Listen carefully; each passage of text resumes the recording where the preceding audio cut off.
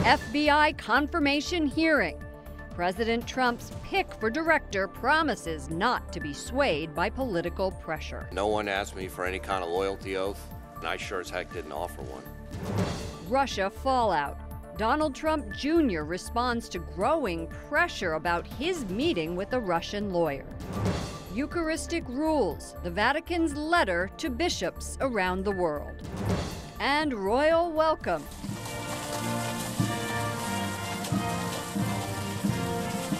The Queen of England says bienvenidos to her counterparts in Spain.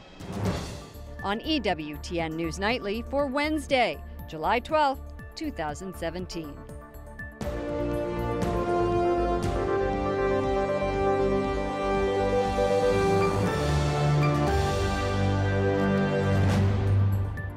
My loyalty is to the Constitution, to the rule of law, and to the mission of the FBI. President Trump's nominee to be the country's next FBI director faces a barrage of questions. Senators want to know if Christopher Wray will be independent of the White House. Good evening from Washington, D.C. Thank you to those of you joining us from around the world for news from a Catholic perspective. I'm Lauren Ashburn. We have team coverage of today's confirmation hearing on Capitol Hill and the ongoing Russia investigation. Mark Irons will report from the White House on the controversy surrounding Donald Trump Jr. First, we turn to Capitol Hill correspondent Jason Calvi, who was in today's FBI hearing. Jason. Lauren, FBI Director Nominee Christopher Wray broke with the president today, saying the special counsel investigation of Russian meddling into the U.S. election is not a witch hunt. Wray also says he'll focus on the law, not on politics. Wray would take the place of James Comey, who President Trump fired back in May. Will be the truth, the whole truth, and nothing but the truth, so help you God. I do.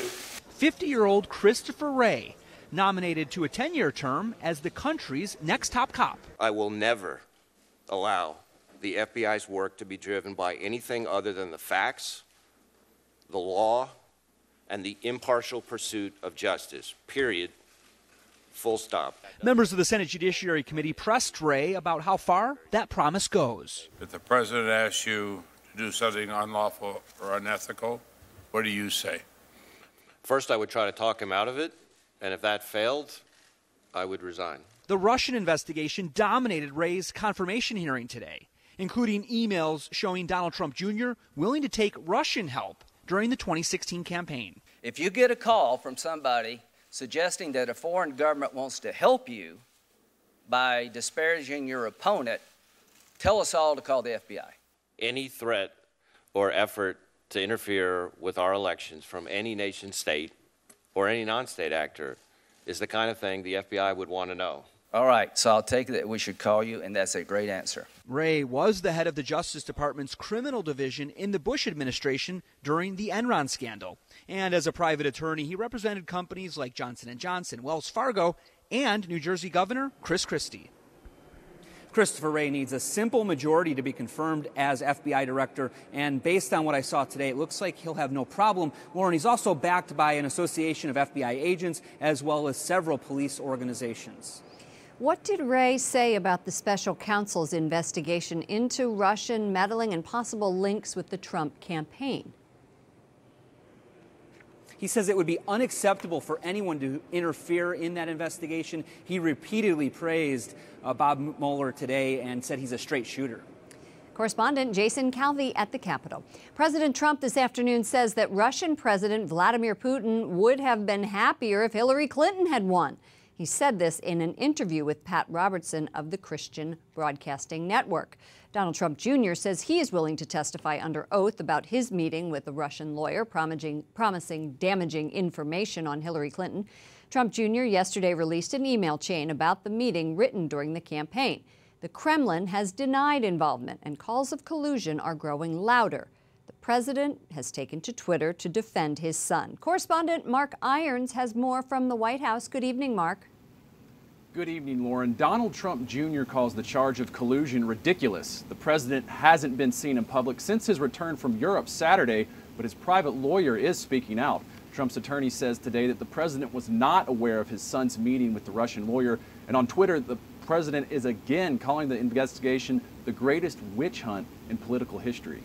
President Trump says his son is open, transparent, and innocent. He's also questioning the media's reporting, despite the fact his son personally released 4 pages of emails about a meeting with a Russian lawyer. Last night, Donald Trump Jr. spoke for himself, saying, "In retrospect, I probably would have done things a little differently. Again, this is before the Russia mania. This is before they were building it up in the press. For me, this was opposition research."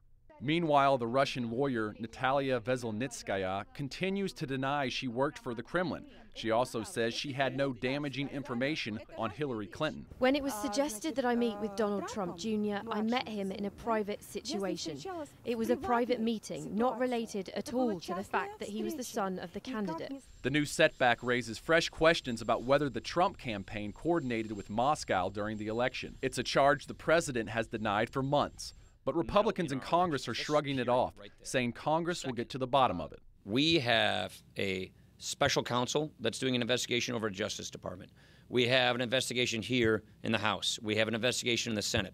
I think it's very important that these professionals in these committees do their jobs so that we can get to the bottom of all of this. Democrats aren't buying that and are predictably furious. When there was clear evidence in black and white that this was part of a Russian government effort to help Trump and discredit Clinton is really what was the basis of our whole investigation to start with. A photo of people praying over the president came up during today's press briefing. A White House spokeswoman said they were members of the president's faith advisory. She says it's ridiculous to suggest the president only prays during a crisis. Lauren. And how is the White House weathering all of these reports? Well, the revelation that Trump Jr. was eager to accept information from Moscow is said to have been a blow to White House aides. The White House is pushing to move on with the president's agenda. President Trump himself tweeted, quote, "The White House is functioning perfectly."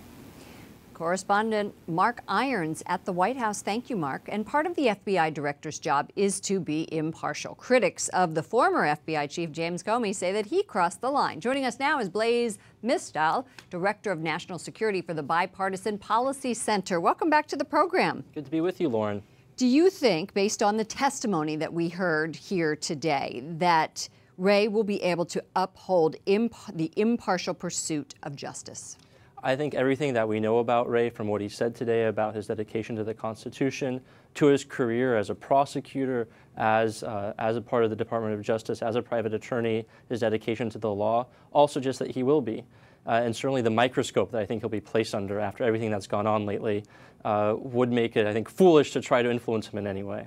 Christopher Wray broke away, as we heard earlier, with President Trump. Let's take a listen to what Republican Senator Lindsey Graham asked him earlier today. I'm asking you, as the future FBI director, do you consider this endeavor a witch hunt? I do not consider Director Mueller to be on a witch hunt. Oh, okay. Well, President Trump says he's on a witch hunt, and it's the biggest witch hunt in political history. Is it a good idea to be going against the president when you're being considered for this job? Well, I think to go back to your previous question, this is a slightly different job than other jobs that the president nominates people for. This is not a job in which you're supposed to execute the policies of the president, but uphold impartially the law and the Constitution. So I think really showing that he's dedicated to that process, dedicated to allowing investigations to run the course, is a much better position for him to be in than perhaps mouthing the line of the president. So Congressman Eric Swalwell of California says there needs to be not only this investigation, but an independent commission on top of all of that. He wants to take the investigation outside of Congress. He wants it to be bipartisan experts focused on national security, foreign policy, election law, and he uses the 9/11 report as a model. Would this work? Well, I think it's important to remember why we had the 9/11 Commission. And we first of all had an investigation in Congress, just like we have right now going on about the Russian meddling. And that process failed to really reach big conclusions about what happened and why and where the failings were. And only then did we have the independent 9/11 Commission.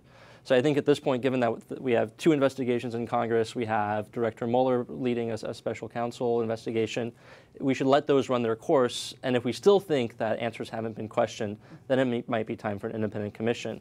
But I do think we have enough going on right now that if there are answers to be gotten, hopefully one of these 3 investigations will We'll get them. catch them. All right, Blaise Mishtal, thank you so much, Director of National Security for the Bipartisan Policy Center. Always good to be with you, Lauren. You too. Republican Senator Rand Paul tells us he won't support his party's revised health care bill, which is set to be revealed tomorrow. The new bill is actually less of a repeal than the old bill. The new repeal actually only repeals about half of the Obamacare taxes.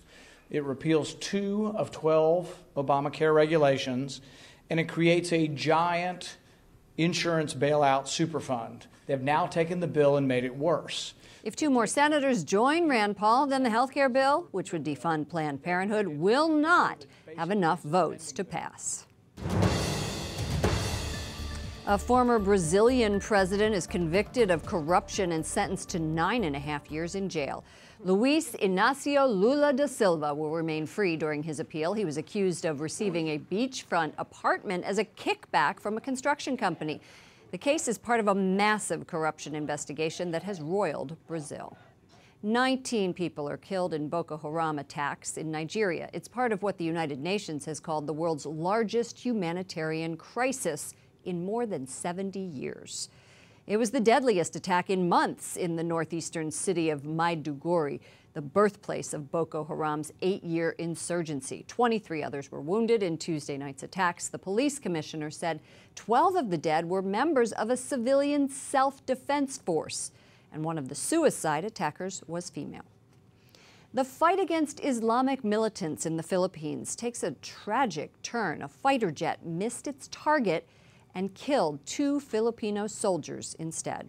Nearly 400,000 residents have been forced to flee from the southern town of Marawi, where militants staged an uprising. The fighting has killed hundreds of people.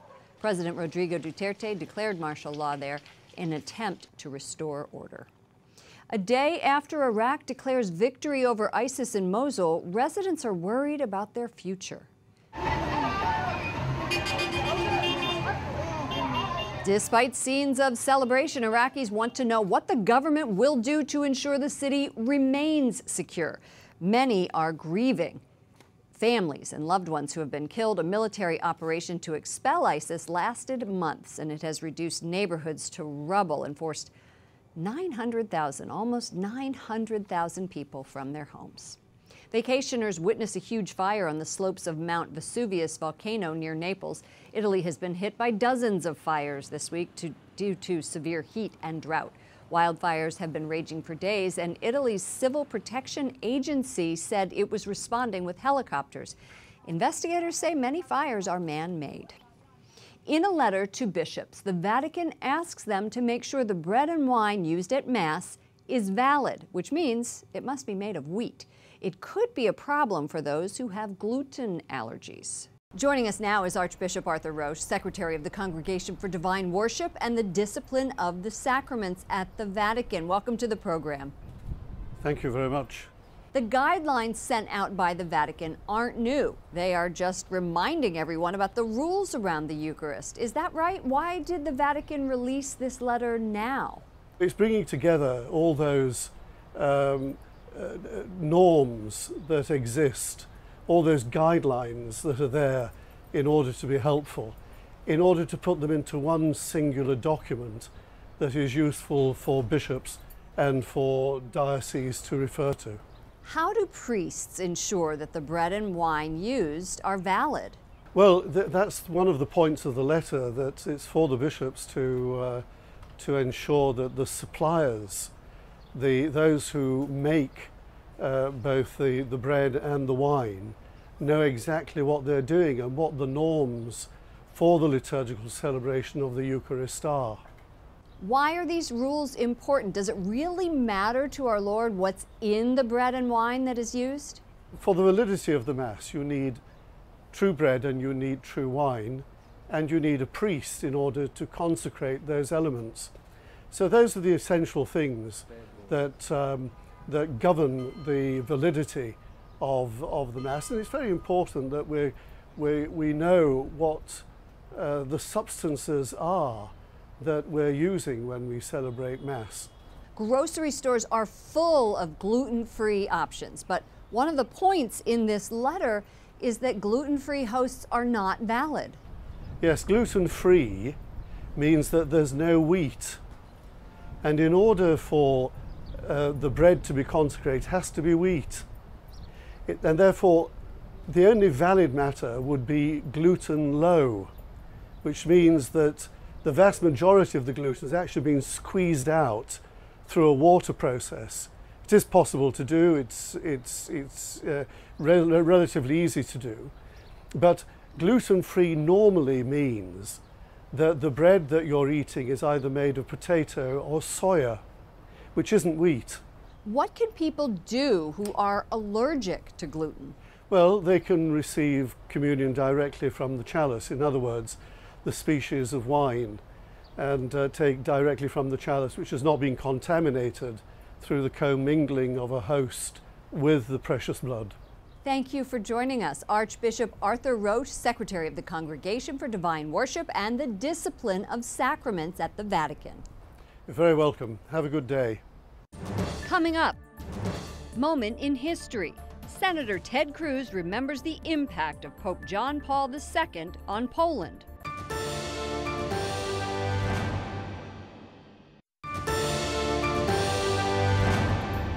The predominantly Catholic island of Malta is the latest European country to redefine marriage. Despite opposition from the Catholic Church, the law approving gay weddings easily passed in Parliament today. Only one lawmaker out of 67 voted against the legislation, citing his Christian faith and calling it morally unacceptable. It's evidence of a shift in the once conservative country where divorce was illegal until 2011. Abortion is banned in Malta, but gay adoption has been legal since 2014. Last year, the number of civil marriages eclipsed the number of church weddings for the first time. The Obama administration instituted a policy allowing current transgender military service members to openly serve in the armed forces. The order also called for a 6-month review to establish rules for transgender recruits. Now, last month, Defense Secretary Mattis announced a 6-month delay in the policy for recruits. That allows more time to determine the impact on the troops' readiness for combat.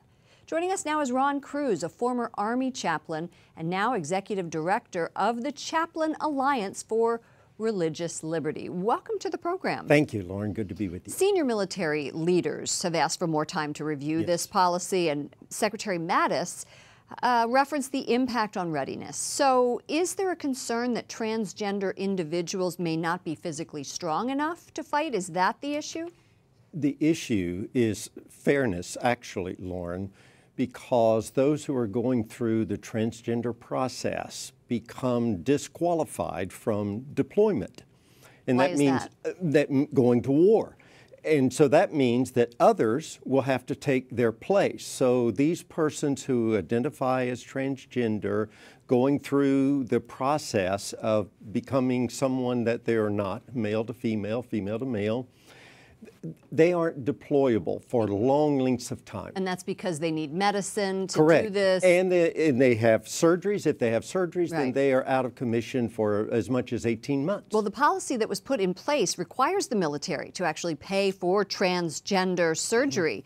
And the U.S. is already challenged in providing adequate care for veterans returning from combat. So how does the military justify paying for transgender surgeries, yet not having enough cash to get veterans the medical care they need? That's a terrific point. I've made the statement before members of Congress that this is the first time in our history when precious military dollars are being used to make persons not qualified to go to war. In the past, our military dollars have made persons get ready to go to war and then patch them up when they come back. Now, we are using these precious Department of Defense military dollars to make people unqualified to go for war. This is unconscionable, and it is our hope that Secretary of Defense Mattis, with one stroke of the pen, will undo the policy that was put into place under President Obama. Well, the percentage of transgender individuals serving in the military is less than 1%. It doesn't seem to me maybe there isn't that much money being spent on it, or is there? We don't know how much at this point, and that's Congress controls the purse strings. So there's an amendment before Congress to say that we don't want military dollars to be used for transgender surgeries or therapies, drug therapies, and we hope that Congress will pass and send that signal to the Department of Defense that we don't want the money to be used in this way. Thank you so much for joining us, Ron Cruz, former Army chaplain and now Executive Director of the Chaplain Alliance for Religious Liberty. Glad to be with you. Thank you. With all the talk about potential Russian collusion during the election, Senator Ted Cruz tells us people overlooked an important speech that President Trump delivered in Poland last week. It was a powerful speech that covered the full range of history of Poland standing up to tyranny and oppression, standing up to the Nazis, standing up to the Soviet Union. It discussed Pope John Paul standing in Victory Square in Warsaw. I've been on the spot where he gave the speech with 1 million Poles chanting, "We want God."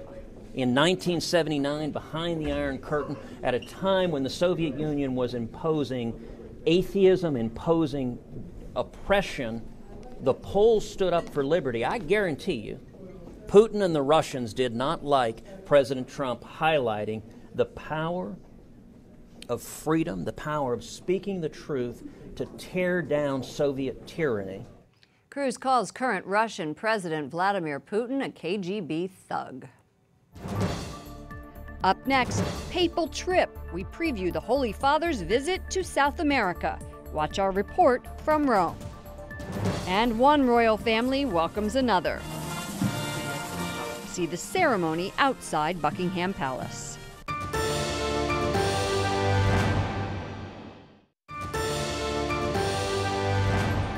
Pope Francis will visit South America next year. The January trip includes a stop in Chile, where Catholics make up 66% of the population.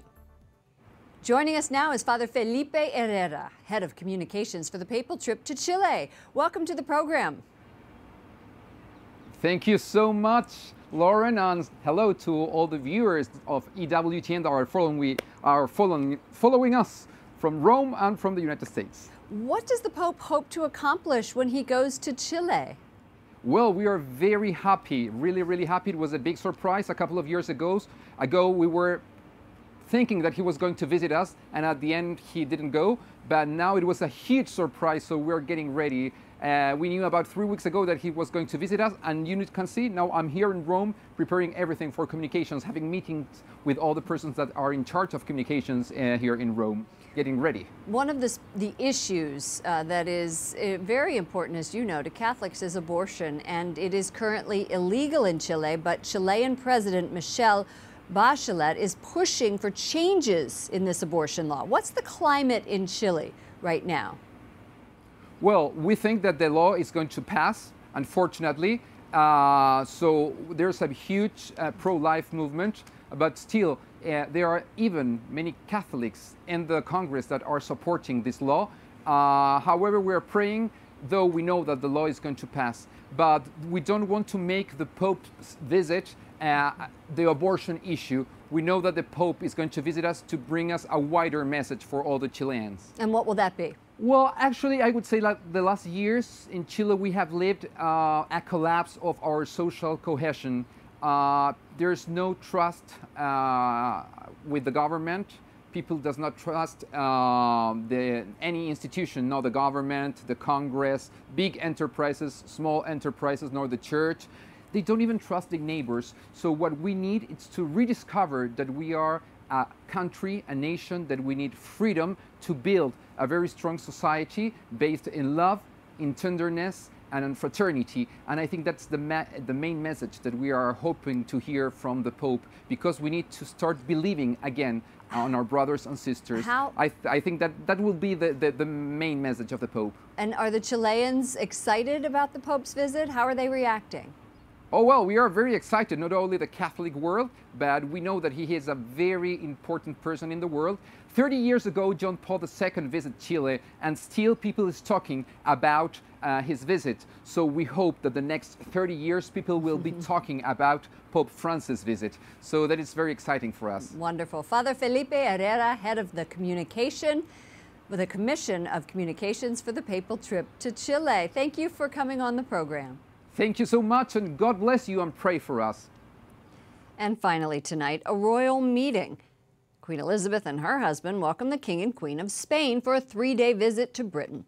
King Felipe is in town to appear in front of Parliament to talk about what Brexit means for the future of Gibraltar.